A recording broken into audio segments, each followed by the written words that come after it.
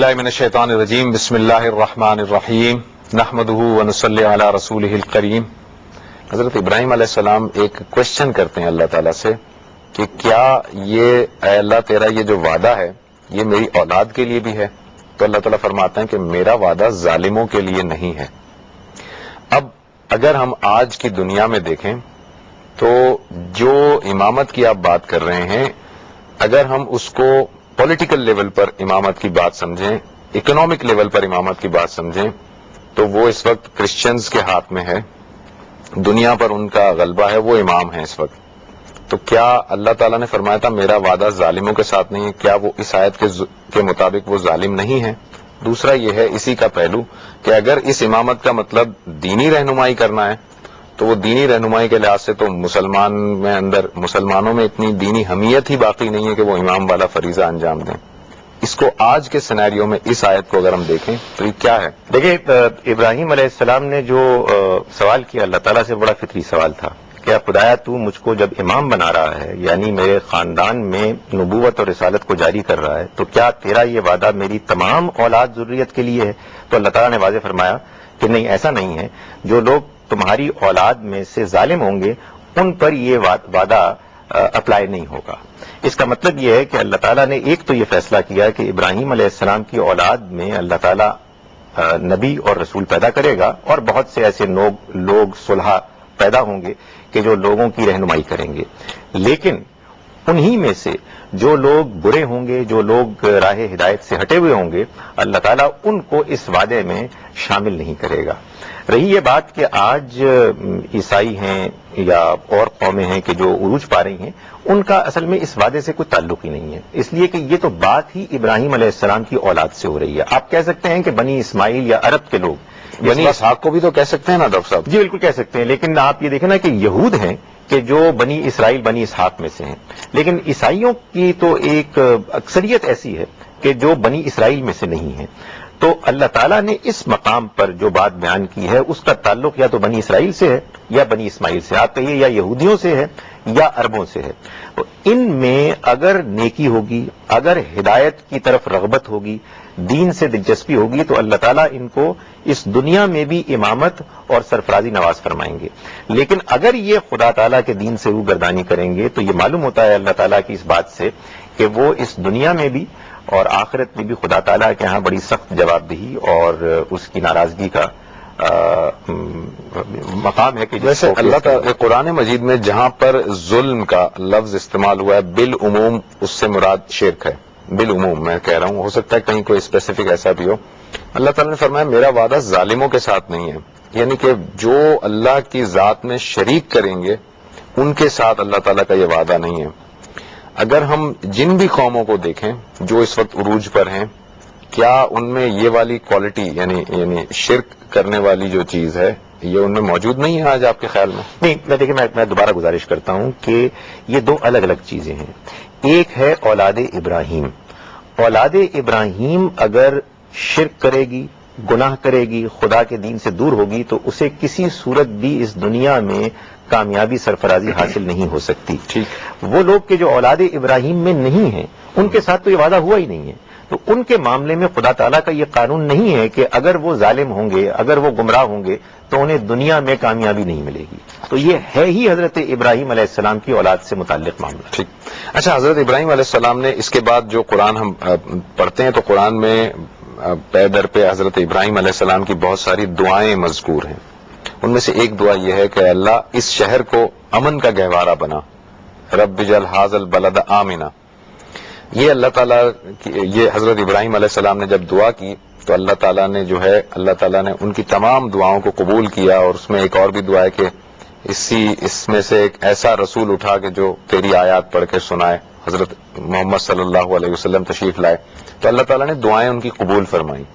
اب جو امن والی بات ہے وہ حضرت ابراہیم علیہ السلام نے جو دعا کی ہے، میں یہ جاننا چاہوں گا کہ مکہ میں وہ تھے اور مکہ کے بارے میں انہوں نے کہا کہ اس شہر کو امن کا گہوارہ بنا. اب یہ دعا جو اللہ تعالیٰ نے قبول کی ہے، کیا قیامت تک وہ امن کی ضمانت دی جا سکتی ہے اس شہر میں یا کیا ہے اس کے اندر؟ دیکھیے، بات یہ ہے کہ اللہ تعالیٰ کی طرف سے جب اس طرح کا کوئی فیصلہ ہوتا ہے تو اس کا مطلب یہ ہوتا ہے کہ خدا تعالیٰ اپنے قانون اور شریعت میں لوگوں کو یہ حکم دے رہا ہے کہ تم نے اس کو امن کی جگہ بنانا ہے اور یہ مذہبی طور پر تمہارے لیے لازم ہے. چنانچہ ہم جانتے ہیں کہ یہ مکہ مکرمہ کی یہ حیثیت ہے, اس کا یہ مقام ہے کہ جو شخص بھی وہاں جائے گا وہ امن کے طور پر امن ہی کی حیثیت میں داخل ہوگا, اور وہاں کسی قسم کی کوئی وائلنس کی اجازت نہیں ہے. حد یہ ہے کہ وہاں آپ کسی جاندار کو نہیں مار سکتے, یعنی آپ کو اس کی بھی اجازت نہیں ہے کہ آپ وہاں شکار کریں, اور آپ کسی جاندار کو نہیں مار سکتے. وہ احرام کی حالت میں یا عام طور پر بھی اس خاص علاقے کے ساتھ مخصوص ہے, یعنی احرام کی حالت میں تو آپ وہاں سے باہر بھی ہوں گے تب بھی آپ کے لیے آپ کو اجازت نہیں ہے, لیکن جب آپ اس شہر امن میں داخل ہو جائیں گے اس کے بعد آپ کسی چیز کو نہیں مار سکتے. چنانچہ یہ اس کا مقام ہے, اور ظاہر ہے کہ یہ اس کی ایکسٹریم فارم ہے کہ جس کو اللہ تعالیٰ نے نافذ فرمایا. ڈاکٹر صاحب ہم بریک پہ جا رہے ہیں. ناظرین ایک چھوٹے سے بریک کا وقت ہوا ہے, بریک سے واپس آتے ہیں اور اس کے بعد یہیں سے گفتگو کو کنٹینیو کریں گے. Thank you.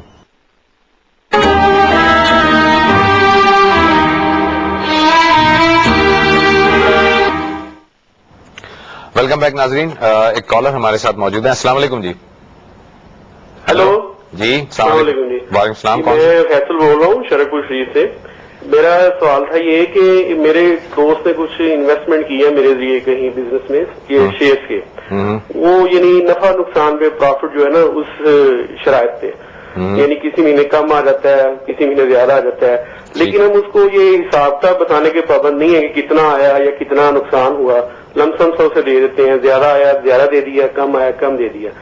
اس میں یہ وہ چاہتا ہے کہ اگر نقصان ہو تو میرا جو اصل زر ہے نا وہ مجھے واپس ملنا چاہیے, یعنی پروفٹ کا نقصان ہو جائے تو وہ کوئی بات نہیں کسی مہینے نہ ملے, لیکن جو اصل رقم ہے نا وہ مجھے واپس مل جائے. پوچھنا تھا کہ یہ سود کے زمرے میں آتا ہے. اچھا, آپ کا یعنی اصل زر جو ہے وہ مینٹین رہے گا اور اگر لاس ہوگا تو وہ پروفٹ میں لاس ہوگا, یہ کہنا چاہ رہے ہیں؟ پروفٹ میں. ٹھیک ہے. اور دوسرا سوال یہ تھا, دوسرا بھی پوچھ سکتا ہوں؟ جی جی فرمائیے. کہ یعنی قرآن مجید کی ایک آیت ہے کہ انسان کو وہی کچھ ملتا ہے جس کی وہ کوشش کرتا ہے, لیکن بلکہ اکثر اوقات یہ دیکھتے ہیں کہ لوگ بڑی محنت کرتے ہیں, بڑی بڑی ڈگریاں حاصل کرتے ہیں, ساری عمر لگے رہتے ہیں, لیکن ان کو یہاں صلہ نہیں ملتا اس دنیا میں جس وہ محنت کرتے ہیں. ذرا یہ وضاحت چاہیے تھی ذرا. ٹھیک ہے جی, بہت شکریہ آپ کا. جی ڈاکٹر صاحب بریک پہ جب ہم گئے تھے تو اس میں ایک ای میل پہ 2 کوشچنز آئے ہیں ہمارے پاس, پہلے ان کو ٹیک اپ کر لیتے ہیں. ایک کوشچن یہ آیا جبران احمد صاحب کی طرف سے, وہ یہ ہے کہ والفجر, ان کا خیال یہ ہے کہ جو سورہ فجر ہے اس میں اللہ تعالیٰ نے 10 راتوں کی قسم کھائی ہے, اور وہ 10 راتیں کیا کہتے ہیں ذی الحج کی جو شروع کی جو 10 راتیں وہ ہیں, اور اس میں سے بھی جو 9ویں ذی الحج ہے اس کا روزہ رکھنا اتنا مبارک ہے کہ اللہ تعالیٰ پچھلے 1 سال اور اگلے 1 سال کے گناہ معاف کر دیتے ہیں اس 9ویں ذی الحج میں روزہ رکھنے پر. یہ کہاں تک درست ہے؟ دیکھیں جی, یہ 2 الگ الگ باتیں ہیں. 9ویں ذی الحج کو روزہ رکھنا یا اس طرح کے اور ایام میں کہ جس میں نبی صلی اللہ علیہ وسلم نے روزہ رکھنے کی تلقین فرمائی ہے, وہ اپنی جگہ پر اگر روایات میں بات بیان ہوئی ہے, جیسا کہ معلوم ہوتا ہے کہ بعض روایات میں ایسی باتیں بیان ہوئی ہیں کہ جس میں ان کی بڑی فضیلت آئی ہے, وہ اپنی جگہ پر صحیح ہیں. ظاہر ہے کہ روایات کو ان کی اپنی سند اور ریلائبلٹی کے نقطہ نظر سے دیکھا جائے گا.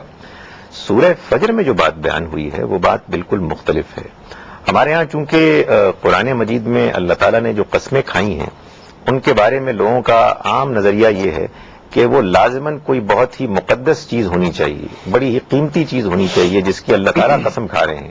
چنانچہ جس بات کی بھی قسم کھائی اس کے بارے میں پھر لوگ اس کی بہت تعریف کرتے ہیں, بہت فضیلت بیان کرتے ہیں. والتین والزیتون وطور سینین, ان سب کی بھی وہ کہتے ہیں کہ بڑی فضیلتیں ہیں, ان کے بڑے طبی فوائد ہیں. اصل بات یہ ہے کہ اللہ تعالیٰ قرآن مجید میں جہاں کہیں بھی قسم کھاتے ہیں وہاں اپنے اس دعوے کے حق میں دلیل کے طور پر ان باتوں کو بیان کرتے ہیں کہ جن کی وہ قسم کھاتے ہیں. چنانچہ قرآن مجید میں جہاں کہیں بھی قسم کھائی گئی ہے اس کا صحیح ترجمہ یہ ہوگا اردو میں کہ گواہ ہے فجر کا وقت, گواہ ہیں 10 راتیں, اور جو بھی بات باقی یہی ہے اس بات پر کہ جو بات آگے بیان کی جا رہی ہے. مثال کے طور پر اللہ تعالیٰ نے سورہ فجر میں جو بات بیان کی وہ یہ کی ہے, آگے چل کے سورہ مبارکہ سے معلوم ہوتا ہے کہ اللہ تعالیٰ اس دنیا کے نظام کو خود چلا رہا ہے, اس کے ہر کام میں حکمت ہوتی ہے, اور ان ربک لبالمرصاد, تمہارا رب ہر وقت ہاتھ میں لگا رہتا ہے ان لوگوں کے معاملے میں کہ جو ظالم ہیں. بالکل ایسے ہی جیسے فجر کا وقت جب آتا ہے تو اس وقت کے آنے میں پھر کوئی چیز رکاوٹ نہیں بن پاتی، اسی طرح سے چاند کی پہلی 10 راتیں ہوتی ہیں جب چاند نمودار ہوتا ہے، بڑا ہوتا ہے، پھر اگلی 10 راتیں آتی ہیں کہ جب وہ پوری اپنے عروج کو پہنچنے کے بعد زوال پذیر ہوتا ہے، اور پھر آخری 10 راتوں میں وہ بالکل ڈھل جاتا ہے. یہ بھی خدا تعالیٰ کے فیصلے کے مطابق ہوتا ہے. بالکل اسی طرح سے انسانوں کی زندگی میں بھی اللہ تعالیٰ ظالموں کو کبھی ڈھیل دیتے ہیں اور کبھی ان کو پکڑ لیتے ہیں، وہ بھی اس کے قانون کے مطابق ہوتا ہے. تو یہ پوری کائنات اس کی گرفت میں ہے، اس کا کوئی تعلق اس سے نہیں ہے، نویں ذی الحج والی حج کی راتوں سے نہیں ہے بلکہ عام چاند کی راتوں سے ہے. اور نویں ذی الحج کے اندر یہ کہ روزہ رکھنا اگلے اور پچھلے 1 سال کے گناہ معاف ہو جاتے ہیں، یہ روایت جتنی بھی باتیں بیان ہوتی ہیں ان کا تعلق انسان کے اس جذبہ خلوص اور توبہ اور استغفار کے رویے سے ہوتا ہے کہ جو اس کے ساتھ شامل ہو. اس کا یہ مطلب نہیں ہے کہ آپ نے مارے باندھے ایک طریقہ اختیار کر لیا جس کے بعد اب آپ کی ہر چیز معاف ہو جائے گی. بعد کے گناہ تو بہرحال کسی صورت بھی انسان کے لیے گارنٹی نہیں دی جا سکتی کہ آپ نے ایک عمل کر لیا اور اس کے بعد اگلے پورے سال آپ جو چاہے کریں. یہ قرآن مجید کے بتائے ہوئے اصول کے بالکل خلاف ہے. اچھا ڈاکٹر صاحب، ایک اور ای میل ہے، وہ یہ کہ نامحرم لڑکے اور لڑکیاں وہ ایس ایم ایس کریں ایک دوسرے کو یا چیٹنگ کریں، وہ کیسا ہے عمل؟ دیکھیں جی، جو چیز اللہ تعالیٰ نے روکی اور ناپسند فرمائی ہے وہ بے حیائی ہے. اگر فرض کیجئے کہ کوئی ایسا موضوع ہے کہ جس پہ ان کو انفارمیشن ایکسچینج کرنی ہے، کوئی اپنی تعلیم سے متعلق ہے، کوئی اور ضروری بات ہے، تو ظاہر ہے کہ یہ انفارمیشن ایکسچینج کرنا کا ایک ذریعہ ہے. جس چیز سے گریز کرنا چاہیے وہ یہ ہے کہ مرد اور عورت آپس میں انٹریکٹ کریں اور اس میں کوئی بےہودگی اور بے حیائی کا عنصر پایا جائے. جب بھی یہ عنصر پایا جائے گا وہ چیز ناپسندیدہ اور ناجائز ہوگی. اچھا، فیصل صاحب نے ابھی کال کیا تھا، کوشچن ان کا یہ ہے کہ یہ انویسٹمنٹ کرتے ہیں اور شیئرز کا کام ہے جس میں پروفٹ بھی ہو رہا ہے، لاس بھی ہو رہا ہے، لیکن انہوں نے یہ بتایا کہ ان کا جو اصل زر ہے، پرنسپل اماؤنٹ جو ہے وہ مینٹین رہتی ہے، اور اگر کبھی لاس ہوتا ہے تو وہ ان کے پروفٹ میں لاس ہوتا ہے، یا پروفٹ ہوتا ہے یا پروفٹ میں لاس ہو جاتا ہے. تو کیا یہ ربا کے زمرے میں آئے گا یا نہیں؟ میرے نزدیک یہ ربا کے زمرے میں نہیں آئے گا. ربا اس چیز کا نام ہے کہ آپ کسی شخص کو قرض دیتے ہیں اور اس کو آپ پابند کر دیتے ہیں کہ آپ نے میرے قرض کی اصل رقم راس المال بھی واپس کرنا ہے اور اس کے علاوہ لازماً ایک طے شدہ رقم بھی واپس کرنی ہے، چاہے آپ کے کاروبار میں نفع ہو یا نقصان ہو. لیکن اگر آپ یہ کہتے ہیں کہ میں آپ کو یہ رقم قرض کے طور پہ دے رہا ہوں اور آپ مجھے میرے قرض کو واپس کر دیں، اگر آپ کو نفع ہو تو میں نفع میں بھی شریک ہوں گا، اس کو آپ سود نہیں کہہ سکتے. یہ سود نہیں ہوگا؟ یہ سود نہیں ہوگا. ہمارے ہاں اصل میں عام طور پر یہ بات مشہور ہو گئی کہ سود کے خاتمے کے نتیجے میں جو طریقہ رائج ہوگا وہ نفع اور نقصان میں شراکت ہوگا.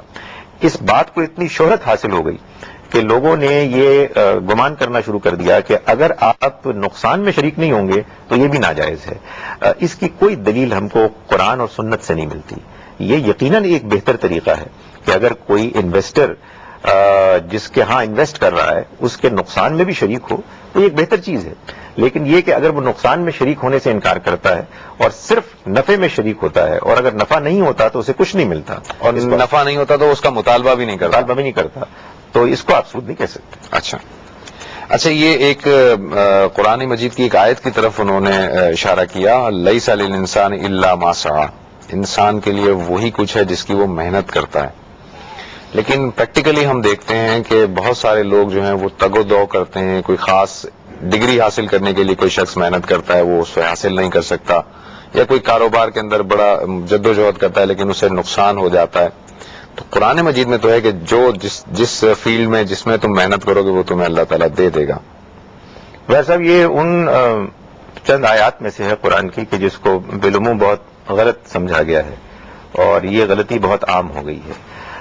جو بات اللہ تعالیٰ نے بیان فرمائی ہے اس کا تعلق قرآن سے معلوم ہوتا ہے جہاں کہیں بھی یہ بیان ہوئی ہے. جیسے مثال کے طور پر سورہ نجم میں آئی ہے، وہاں آخرت سے متعلق ہے، لیس للانسان الا ما سعی وان سعیہ سوف یری، کہ انسان کی کوئی چیز کام نہیں آئے گی سوائے اس عمل کے جو اس نے خود کیا. اسی بنیاد پر ہم یہ کہتے ہیں کہ اگر میں نے ایک نیکی کا عمل کیا ہے تو اس کا فائدہ مجھ کو پہنچے گا، کسی اور کو نہیں پہنچ سکتا، اور یہ آخرت میں پہنچے گا۔ اس دنیا کی زندگی میں اللہ تعالیٰ نے فرمایا ہے کہ یہ دنیا کی زندگی اللہ تعالیٰ نے امتحان اور آزمائش کے غرض سے پیدا کی ہے، اور اس میں اللہ تعالیٰ ان لوگوں کو بھی بہت نوازتے ہیں بعض اوقات کے جو بظاہر دنیاوی لحاظ سے ڈیزرو نہیں کرتے، اور ان لوگوں کو بعض اوقات محروم رکھتے ہیں کہ جو بظاہر بڑے ٹیلنٹڈ ہوتے ہیں، ان کے اندر بڑی قابلیت ہوتی ہے۔ اس دنیا میں انصاف کے ساتھ لوگوں کو ان کے حقوق دینے کی اللہ تعالیٰ نے کوئی گارنٹی نہیں دی، اور وہ اس لیے بھی تاکہ لوگوں کو یہ احساس ہو کہ یہ دنیا کی زندگی نامکمل ہے اور وہ آخرت کے متمنی رہے۔ دارالامتحان ہے اس وجہ سے۔ ایک کالر ہے میرے ساتھ۔ السلام علیکم جی۔ السلام علیکم جی۔ وعلیکم السلام۔ میں جی مسز عابد بات کر رہی ہوں۔ میں نے پہلے بھی کال کی تھی، میری بیٹی ہے 10 سال کی، اس کو ڈائبٹیز ہو گئی ہے لاسٹ ایئر، تو ڈاکٹر صاحب نے کہا تھا کہ یہ مطلب ہمارا یہ حق فرض اور حق ہے کہ ہم اچھے طریقے سے اس کا علاج کرائیں، اور انہوں نے ایک آیت بتائی تھی، لیکن بیٹی کو ہے تو وہ مجھے سمجھ نہیں آتی ہے۔ میں تو جو بیسٹ ہے علاج وہ کروا رہی ہوں اس کو، لیکن اگر کوئی قرآن شریف کی آیت یا کچھ ایسا ہو جو اس کو کوئی مدد کر سکے، کیونکہ مجھے بالکل کچھ سمجھ نہیں آ رہی کہ کیوں ایسے ہوئے، اچانک ہوئی ہے اس کو ڈائبٹیز۔ اچھا ٹھیک ہے جی، بہت شکریہ آپ کا، آپ ہمارے ساتھ رہیے، ہم ابھی اس کا جواب لیتے ہیں۔ ایک چھوٹے سے بریک کا وقت ہوا ہے، بریک کے بعد واپس آتے ہیں اور آپ ہی کے سوال کو آنسر کریں گے۔ Thank you very much.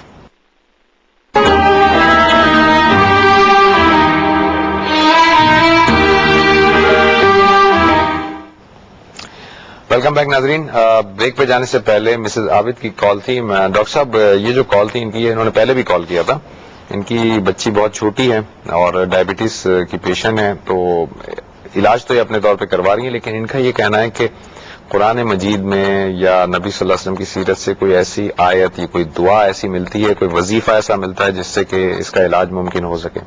دیکھیں، اصل میں ہم کو اللہ تعالیٰ نے یہ بتایا ہے کہ جب کبھی اس دنیا میں ہمارے ساتھ کچھ ایسے معاملات ہوں کہ جس میں ہم پریشان ہوں، اپنے آپ کو بے بس محسوس کریں، تو ہم خدا تعالیٰ سے دعا کریں، اس کے آگے گڑ گڑائیں اپنے الفاظ میں، یا اللہ تعالیٰ نے اپنی کتاب میں پیغمبروں کے الفاظ اور اپنے طور پر کچھ ایسے الفاظ تجویز کیے ہیں کہ جو بہت مؤثر ہوتے ہیں۔ قرآن مجید کی بہت سی آیات ہیں، جیسے کہ مثال کے طور پر وہ یہ پڑھ سکتی ہیں کہ ربی انی مغلوب فانتصر، ربی انی مسنی الضر وانت ارحم الراحمین، واذا مرضت فهو یشفین، ربی انی لما انزلت الی من خیر فقیر، اور اس طرح کی بہت سی آیات ہیں۔ ان کے مفہوم کے ساتھ ان کو سمجھ کے غور کر کے دھیان سے، لیکن یہ بات جان لیں کہ یہ جو آپ دعا کریں گی یہ اللہ تعالیٰ کے سامنے آپ کی درخواست ہوگی۔ اللہ تعالیٰ آپ کی درخواست کو اور جو حالات آپ کے ہیں، جیسے آپ نے علاج کیا ہے، اس کو سامنے رکھتے ہوئے اپنی حکمت کے مطابق فیصلہ فرمائیں گے، اور جو بھی اس کا فیصلہ ہے وہ درست فیصلہ ہوتا ہے، اس میں کبھی کوئی خامی کمی نہیں ہوتی، اگرچہ کہ بعض اوقات ہم کو اس کی حکمت سمجھ میں نہیں آتی۔ یہ دنیا جان لیں کہ ایک امتحان کی جگہ ہے، یہ دنیا کوئی مکمل طور پر آرام، اطمینان اور کامیابی حاصل کرنے کی جگہ نہیں ہے۔ ہم کو اپنی تکلیفوں اور دکھوں میں اللہ کو پکارنا ہے اور اسی سے درخواست کرنی ہے، وہ مہربانی فرمائے گا تو ہماری درخواست قبول کر لے گا، اور اگر اس کی حکمت میں ہمارے لیے کوئی اور فیصلہ طے ہوگا تو وہ اس کے مطابق کرے گا، اور ہمیں اس پر راضی رہنا چاہیے۔ بہرحال ہمیں ہر حال میں اللہ سے دعا کرنی ہے، اور ہم بھی آپ کی بیٹی کے لیے دعا کرتے ہیں، لیکن یہ جان لیں کہ فیصلہ اللہ تعالیٰ کرے گا، اور اس کا جو بھی فیصلہ ہے وہ آپ کے اور آپ کی بیٹی کے لیے اچھا ہوگا، اس لیے کہ اصل میں دنیا کی زندگی ہی ساری زندگی نہیں ہے، یہی مکمل انسان کے لیے جینے کی جگہ نہیں ہے، بلکہ آخرت کی زندگی اصل زندگی ہے۔ اس لیے اگر اللہ تعالیٰ آپ کے لیے کوئی فیصلہ کرتے ہیں بیماری کے جاری رکھنے کا یا بیماری کے دور کرنے کا، آپ کو ہر حال میں کوشش کرنی چاہیے کہ آپ اس پہ راضی رہیں۔ اچھا ڈاکٹر صاحب، مزید جب تک کوئی کال نہیں آتی ہم آتے ہیں اپنے سورہ بقرہ کی طرف۔ آیت 134 میں اللہ تعالیٰ فرماتے ہیں کہ میرا خیال ایک کالر ہے لائن پہ۔ السلام علیکم جی۔ وعلیکم السلام جی کون صاحب کہاں سے؟ میں جی مسز عمران پشاور سے بول رہی ہوں، میں نے بات کرنی ہے زبیر صاحب سے۔ جی فرمائیے فرمائیے۔ ان سے میں نے بات کرنی ہے، ان سے سوال کرنا ہے۔ جی میں زبیر بول رہا ہوں، فرمائیے۔ السلام علیکم جی۔ وعلیکم السلام۔ زبیر صاحب، یہ میں نے آپ سے سوال یہ کرنا ہے کہ ہم جو اذان سنتے ہیں جی اور ان کے لیے ہم لوگ یہ جو کلمہ پڑھتے ہیں یا سر ڈھانپتے ہیں یہ ضروری ہے؟ اچھا ٹھیک ہے. اور دوسرا سوال یہ ہے میرا کہ اگر کوئی خودکشی کر لیتا ہے کسی مجبوری کے تحت، کوئی بیماری میں ڈپریشن کا مریض ہوتا ہے، تو اس کا جو ہے وہ اللہ تعالیٰ معاف کرے گا یا اس کے لیے کوئی خاص دعائیں ہم کریں گے تو اس سے ان کو معافی ملے گی؟ اچھا ٹھیک ہے، بہت شکریہ جی. Thank you. جی مسز عمران کا یہ کوشچن ہے کہ جب اذان ہوتی ہے، اذان سنی جاتی ہے، تو اذان کے جواب میں انہوں نے تو خیر یہ کہا کہ کوئی کلمہ پڑھنا، لیکن اذان کے جواب میں کوئی کلمہ پڑھنا یا کوئی دعا پڑھنا اور سر ڈھانپنا یہ ضروری ہے؟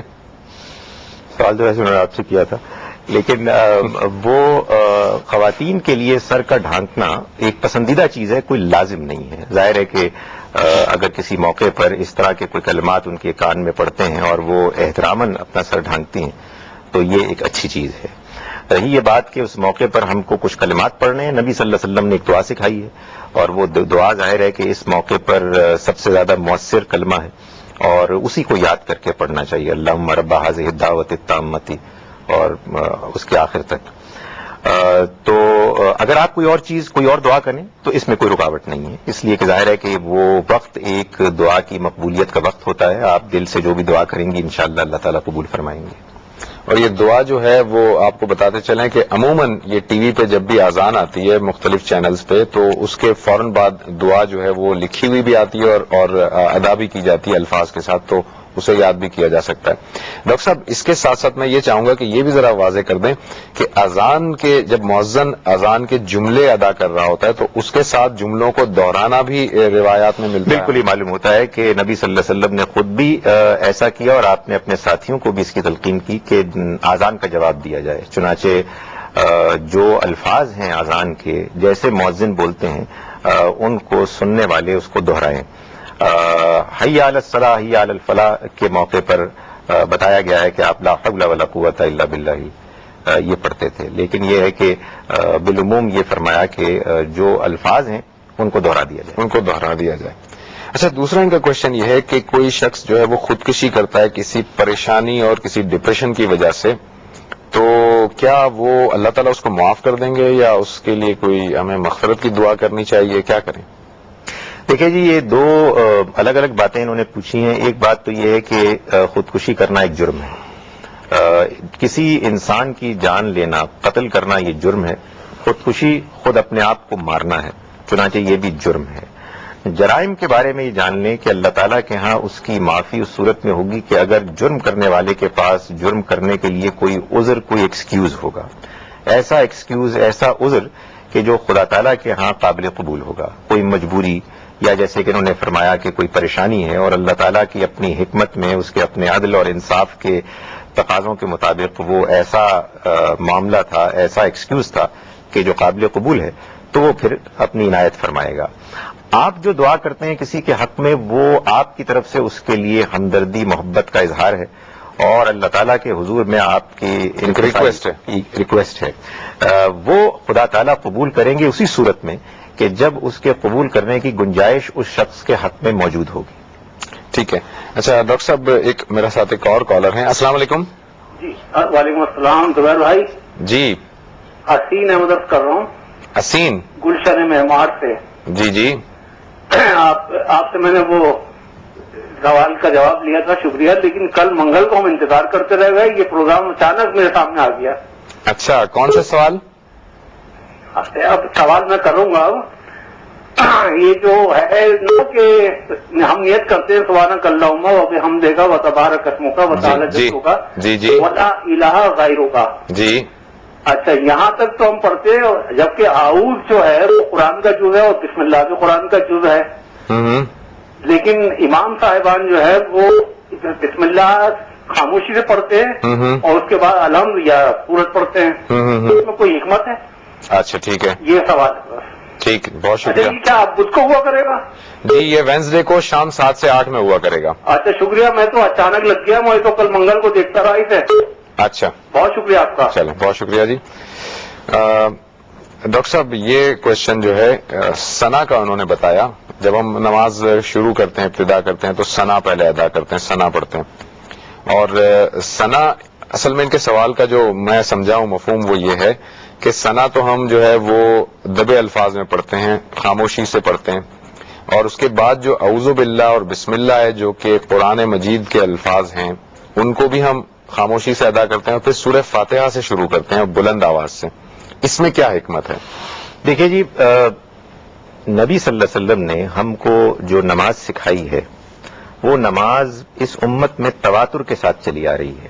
یعنی جیسا آپ نے پڑھا ویسے ہی آپ کے ساتھیوں نے پڑھا، اور جیسا آپ کے ساتھیوں نے پڑھا ویسے ہی اگلی نسل نے پڑھا. چنانچہ جو نماز کے اعمال اور نماز میں اذکار نبی صلی اللہ علیہ وسلم نے جیسے کیے اور جیسے بتائے اسی کے مطابق امت میں جاری ہو گئے. تو یہ تو ہے اس کا ایک قانونی پہلو، ظاہری پہلو. رہی یہ بات کہ اس میں کیا حکمت ہے، تو معلوم یہ ہوتا ہے کہ آپ یہ بھی دیکھیں کہ نماز میں بھی 5 نمازوں میں 3 نمازیں ایسی ہیں کہ جو جہری ہیں، یعنی جس میں سورہ فاتحہ اور قرآن مجید کا ایک بلند آواز میں پڑھا جاتا ہے، اور بقیہ 2 نمازیں ظہر اور عصر یہ سری ہیں، اس میں سورہ فاتحہ اور قرآن مجید کا ایک حصہ وہ بھی خاموشی سے پڑھا جاتا ہے، یعنی دھیمے انداز میں پڑھا جاتا ہے. ظاہر ہے کہ اس کی حکمت ہم انسان ہی سمجھنے کی کوشش کریں گے. بظاہر ایسا محسوس ہوتا ہے کہ اللہ کا ذکر یہ دونوں طرح سے مطلوب ہے، اور انسان کی طبیعت بھی یہ چاہتی ہے کہ وہ بعض اوقات اونچی آواز میں اللہ کو یاد کرے اور بعض اوقات دھیمی آواز میں یاد کرے. تو اللہ تعالیٰ نے انسان کے اندر خدا تعالیٰ کو یاد کرنے کی جو طریقے ہیں اس کے لیے جو اس کے اندر ایک شوق اور دلچسپی اور انکلینیشن ہے، ان سب کو نماز کے اندر سمو دیا ہے، اس کے اندر شامل کر دیا ہے. چنانچہ ہمارے اندر کی طبیعت کی یہ خواہش کہ ہم اونچی آواز میں اللہ کو یاد کریں وہ بھی نمازوں میں آ گیا ہے، اس میں بھی نماز میں گنجائش ہے، اور دھیمے انداز میں پڑھنے والے اعمال کی بھی گنجائش ہے. رہی یہ بات کہ فلاں ذکر دھیمے انداز میں کیوں ہوتا ہے، اس لیے کہ نبی صلی اللہ علیہ وسلم نے ایسا ہی کیا تھا. ایک اور میرے ساتھ کالر ہیں. جی السلام علیکم. جی السلام علیکم. وعلیکم السلام. کون بول رہی ہیں؟ ہم شائستہ سرور بول رہے ہیں ڈیفینس کراچی سے. جی ہمیں یہ سوال کرنا تھا کہ جو لوگ گزر گئے جیسے ہمارے والد ہیں اور ہمارے رشتے دار، تو ان کے لیے جو ہم لوگ قرآن شریف پڑھتے ہیں تو اس کا ان کا ثواب پہنچتا ہے؟ کیونکہ ایک طرف یہ لگتا ہے کہ قرآن شریف تو ہدایت کی رعایت ہے، لیکن ابھی ہم نے ایک مولانا صاحب کی درس سنا تھا تو اس میں انہوں نے کہا کہ ہم جتنا پڑھیں گے اس کا ثواب ان کو پہنچے گا. اچھا ٹھیک ہے، پلیز جواب دے دیں. بالکل جواب دیتے ہیں. شکریہ. بہت شکریہ آپ کا. اور میں اپنے تمام کالرز سے یہ معذرت چاہوں گا کہ انہیں بہت دیر تک اگر ہولڈ کرنا پڑتا ہے، تو مسئلہ یہ ہے کہ ڈاکٹر صاحب جب تک جواب دے رہے ہوتے ہیں میں کوشش کرتا ہوں کہ انہیں کم سے کم انٹرپشن ہو تاکہ ان کا جواب بالکل مکمل ہو جائے اور پھر کال لوں. میں اس کے لیے آپ سے معذرت بھی چاہتا ہوں. ڈاکٹر صاحب یہ شائستہ سرور صاحبہ کراچی سے، قرآن مجید وہ کہہ رہی ہیں کہ ہدایت کی کتاب ہے، یہ تو ہمیں گائیڈنس دینے کے لیے آیا ہے، لیکن کیا اس کے ذریعے سے جب ہم قرآن مجید پڑھتے ہیں تو انہوں نے اپنے والد کا تذکرہ کیا کہ ان کے والد جو فوت ہو چکے ہیں، کیا ان کو ایصال ثواب پہنچایا جا سکتا ہے؟ دیکھیں میری بہن، آپ نے ایک اور کسی دین کو جاننے والے صاحب سے ایک بات سنی ہے، میں آپ کے سامنے ایک اس سے مختلف بات کروں گا. فیصلہ آپ کو دیانتداری سے کرنا ہے اپنے ضمیر کو کے مطابق، جیسا بھی آپ اس کو صحیح سمجھیں. میرے خیال میں آپ جب قرآن مجید پڑھتی ہیں تو اس کا ثواب آپ ہی کو ہوتا ہے. ابھی ہم نے اس سے پہلے ایک سوال کے جواب میں ایک آیت کا تذکرہ کیا، لیس للانسان الا ما سعی.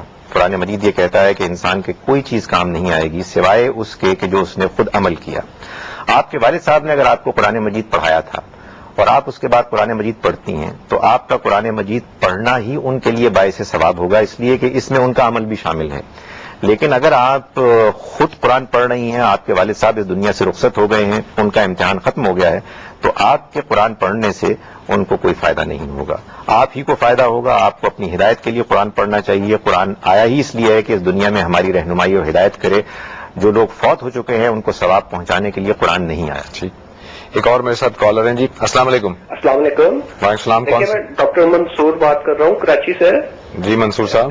میں نے پوچھنا تھا بال ڈائی کرنا جی صحیح ہے یا غلط ہے؟ اچھا اس کا جواب چاہیے تھا. ٹھیک ہے، بہت شکریہ آپ کا. بہت شکریہ، تھینک یو. ڈاکٹر صاحب میں چاہوں گا یہ جو ابھی آپ نے بتایا اس میں ایک تھوڑی سی ایک ابہام سا پیدا ہو رہا ہے. وہ یہ کہ آپ نے کہا کہ اگر آپ کے والد صاحب نے آپ کو قرآن پڑھایا تھا تو اس کا ظاہر ہے آپ کا قرآن پڑھنا ہی ان کے لیے باعث اجر اور باعث رحمت ہے، لیکن خالی پڑھایا تھا تبھی ہے یا یعنی پڑھوایا تھا، یعنی پڑھنے میں انکریج کیا تھا. پڑھانا ضروری تو نہیں ہے, آپ کے لیے معلم رکھا تھا, اگر آپ کے لیے معلم بھی رکھا تھا, بالکل یہی ہے نا. بالکل, یعنی اللہ تعالیٰ کی رحمت سے یہ امید ہے کہ آپ نے اگر کوئی ایسا نیکی کا کام جاری کیا کہ جس میں آپ کی طرف سے انیشیٹو تھا اور آپ کے مرنے کے بعد بھی وہ جاری رہا, تو قرآن مجید سے بھی اس میں کوئی رکاوٹ محسوس نہیں ہوتی, اور احادیث سے تو یہ معلوم ہوتا ہے کہ مرنے والے کو اس کو بعد میں بھی ثواب ملتا رہے گا, لیکن وہ خود بخود ملے گا, آپ کا ان کو ثواب پہنچانے کے عمل سے نہیں بلکہ آپ کے قرآن پڑھنے سے مل جائے گا. اچھا, ڈاکٹر صاحب نے ابھی سوال کیا, ڈاکٹر منصور صاحب نے, کہ یہ بال ڈائی کرانا یہ کیسا عمل ہے؟ میں اس میں ایڈیشن کر دیتا ہوں کہ بال کے ساتھ داڑھی کو بھی ڈائی کرانا کیسا عمل ہے؟ میں یہ پوچھتا ہوں کہ اس پہ آپ کو اشتباہ کیوں ہے؟ اللہ تعالیٰ یہ چاہتے ہیں کہ ہم انسان اچھے لگیں اور اپنے آپ کو اچھے انداز میں پیش کریں. ظاہر ہے کہ کوئی ایسا طریقہ نہیں اختیار کرنا چاہیے ڈائی کرنے کا, کوئی ایسا رنگ اختیار نہیں کرنا چاہیے کہ جو ناپسندیدہ ہو. نبی صلی اللہ علیہ وسلم سے معلوم ہوتا ہے کہ مدینہ منورہ کے بزرگوں نے کئی مرتبہ اس طرح کے سوالات کیے اور آپ نے کبھی ان کو اس طرح کے معاملات میں ڈسکریج نہیں کیا.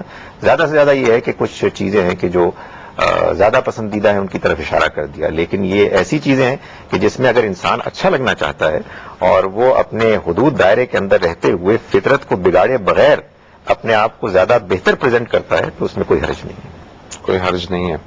ایک اور کالر ہیں جی. السلام علیکم. السلام علیکم. وعلیکم السلام. آصف بول رہا ہوں میں کراچی سے. جی عاصم صاحب. ڈاکٹر صاحب سے دو سوال ہیں میرے. جی فرمائیے. ایک تو ایک سورہ بقرہ کی آیت ہے جس میں طلاق کے بارے میں ہے کہ اگر عورت شادی کرنا دوبارہ چاہے کسی سے تو تیسرے آدمی شادی کرنی, طلاق کے بعد اگر دوسری شوہر شادی کرنا چاہتی ہے تو تیسرے آدمی سے نکاح کرے اور وہ طلاق دے پھر شوہر سے نکاح کر سکتی ہے. جی جی جی جی. لیکن اس کے بعد ایک اور آیت ہے جس میں ہے کہ جب عورت ادھر کے بعد اپنے پہلے شوہر سے. بالکل عاصم صاحب, یہ کوشچن آپ نے میرا خیال ہے پچھلے پروگرام میں بھی پوچھا تھا. میں نے کیا تھا لیکن آیا نہیں تھا. اچھا نہیں, اچھا چلیں ٹھیک ہے, آپ کا کوشچن ہے میرے پاس, میں اس کو آنسر کرتا ہوں. اچھا ٹھیک ہے, بہت شکریہ. جن کے حوالے سے ایک سوال تھا, دوسرا سوال اور تھا جی. جن کے حوالے سے میں نے کیا تھا وہ کہ انسان کو تو دیکھ سکتے ہیں لیکن انسان نہیں دیکھ پاتا. تو انسان جب پردے میں ہوتا ہے تو کیا وہ دیکھ رہے ہوتے ہیں؟ جی جی جی ٹھیک ہے, بہت شکریہ آپ کا, thank you very much. Asim صاحب, آپ کی انفارمیشن کے لیے میں بتا دوں کہ آپ کے سوالات کو ہم نے حذف نہیں کیا تھا, آپ کے دونوں سوالات ہم نے آنسر کر دیے تھے. پروگرام کے ٹائم میں چونکہ تھوڑی سی تبدیلی ہو گئی تھی لہٰذا وہ آپ دیکھ نہیں سکے ہوں گے. میں دوبارہ سے ڈاکٹر صاحب سے پوچھ لیتا ہوں. ڈاکٹر صاحب, سورہ بقرہ کی انہوں نے جن آیت کا حوالہ دیا, پہلے ایک آیت کا حوالہ دیا کہ اللہ تعالیٰ فرماتا ہے کہ طلاق کے بعد جو ہے وہ یعنی 3 طلاقیں اگر ہو جائیں اور اگر وہ بیوی جو ہے جو اب آزاد ہو گئی ہے وہ اگر اپنے پہلے ہی شوہر سے واپس نکاح کرنا چاہے تو اس سے پہلے کسی اور سے نکاح کرنا پڑے گا, پھر وہ اگر طلاق دے تو ایسا ہوگا. جبکہ اس کے فوراً ہی بعد کی آیت میں اللہ تعالیٰ بتاتا ہے کہ اگر عورت اپنے ہی پہلے شوہر سے نکاح کرنا چاہے تو اسے نہ روکو.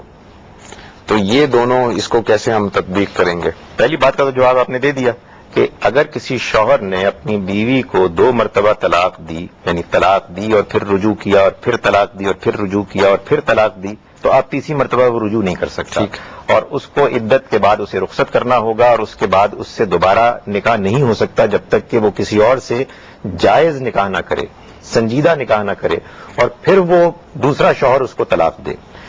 جو دوسری بات ہے اس میں پہلی 2 طلاقوں کے بعد کا ذکر ہے.